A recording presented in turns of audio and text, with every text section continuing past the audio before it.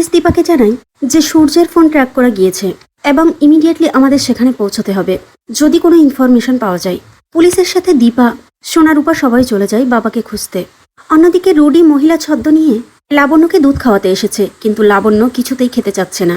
Rudi তখন একটি ছুরি বার করে সূর্যকে দেখিয়ে বলে, তুমি যদি এই মিল্ক শেকটা না খাও তাহলে তোমার এই ভালো ছেলেকে এক্ষুনি মেরে দেব। তখন লাবণ্য বলে, না না, তুমি ভালো ছেলেকে কিছু করো না, আমি তোমার সব কথা শুনবো। এই বলে লাবণ্য দুধটা খেয়ে নেয়। এরপর রুডি সূর্যকে একটি ইঞ্জেকশন দিয়ে দেয় আর বলে, ডাক্তারবাবু আপনাকে যে এখনো অনেকক্ষণ ঘুমোতে হবে। এদিকে উর্মি কুন্তলার থেকে জানতে চাই যে আপনি দাদাকে কিডন্যাপ করিয়েছেন, কিন্তু কুন্তলা কিছুই স্বীকার করছে না। সে বলছে, আমি কিছুই জানি না। আমাকে তুমি সন্দেহ করছো উর্মি? উর্মি বলে, দেখুন, আর যাই হোক আমি দাদাইয়ের এরকম কোনো ক্ষতি চাই না। এদিকে লোকেশন অনুযায়ী পুলিশ জায়গা মতো পৌঁছে যায়, সাথে দীপা সোনারূপাও আছে।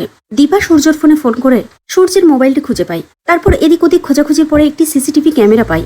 সেখান থেকে ফুটেজ জোগাড় করে তারা জানতে পারে গাড়িটির চালক ছিল একজন মহিলা। রুডি যে মহিলা সাজ নিয়েছে সেটা কেউ বুঝতে পারছে না। দীপার মন বলছে, ডাক্তারবাবু এখানেই আছে, আমার খুব কাছেই আছে, কিন্তু কোথায় কিভাবে খুঁজে পাবো আমি? এই বলে এদিকে ওদিকে ছোটাছুটি করছে। অবশেষে একটি বড় শাটারের সামনে গিয়ে দাঁড়ায় তারা। দীপা পুলিশকে বলে, স্যার আমরা কি এই শাটারটা তুলে দেখতে পারি? পুলিশ বলে, না ম্যাম, এটা একটা অচেনা জায়গা, আর আমরা যদি এভাবে কারোর দোকানের শাটার এভাবে খুলি কাউকে না জানিয়ে, তাহলে আমার চাকরিও চলে যেতে পারে। তাই কোনো দেশিমিশি না পেয়ে দীপারা সেখান থেকে বাড়িতে চলে আসে। এর মধ্যে জয় উর্মিকে সন্দেহ করে। জয় বলে, উর্মি তুমি এই কাজ করতে পারো। উর্মি বারবার জয়কে বোঝাতে চায় যে দাদায়ের কোনো ক্ষতি আমি চাই না। জয় বলে, তুমি দাদায়ের ক্ষতি চাও না এটা ঠিক, কিন্তু লাবণ্য, উর্মি লাবণ্যর কোনো দোষ নেই, ও আমার সন্তান। ভুল করেছি আমি। সারা জীবন আমি সবাইকে ভয় পেয়ে এসেছি, বাবা মা দাদাই তুমি, আর এখন আমার ছেলে দীপ। দীপারা যখন বাড়িতে ফিরছিল তখন হঠাৎ করে রাস্তায় একটি গাড়ি দেখতে পাই, আর গাড়ির পাশে একজন মহিলা দাঁড়িয়ে রয়েছে।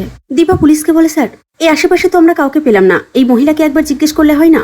পুলিশ তখন গিয়ে রুডিকে জিজ্ঞেস করে যে তার নাম কি। রুডি তখন তার আইডেন্টিটি কার্ড পুলিশকে দেখায়। পুলিশ কার্ড দেখে বুঝে যায় ইনি বিদেশি, জার্মান থেকে এসেছেন। এই পুরো বিষয়টা পুলিশ দীপাকে জানায়। তারপর দীপা গাড়ি থেকে নেমে যখন মেয়েটির সাথে কথা বলতে যাবে তখন রুডি চলে যায়।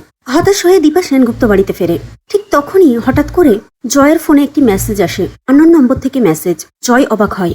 মোবাইল ওপেন করতেই দেখতে পাই লাবণ্য আর সূর্যের ছবি। জয় তাড়াতাড়ি গিয়ে দীপাকে ছবিগুলো দেখায়। সেই ছবি দেখতে না দেখতেই সোনার মোবাইলে আর একটা ছবি আসে। সোনা সেটা দীপাকে দেখায় আর বলে, মা আমরা যে শাটারের সামনে দাঁড়িয়েছিলাম এটা তো সেই দোকানটাই দেখাচ্ছে। এর মাঝে সেখানে অবিনাশ আর কৃষ্ণ চলে আসে। দীপাকে একা যেতে বাধা দেয় রূপা। মা তুমি একা যেও না, একে তো বাবাকে খুঁজে পাওয়া যাচ্ছে না, তারপর তোমার কিছু হয়ে গেলে আমি বাঁচবো না মা। দীপা বলছে, রূপা এখন হাত গুটিয়ে বসে থাকার সময় নয়। অবিনাশ দীপাকে বলে, হ্যাঁ এখন হাত গুটিয়ে বসে থাকার সময় নয়, কিন্তু আপনি একা যাবেন না, আমরা সবাই যাব আপনার সাথে।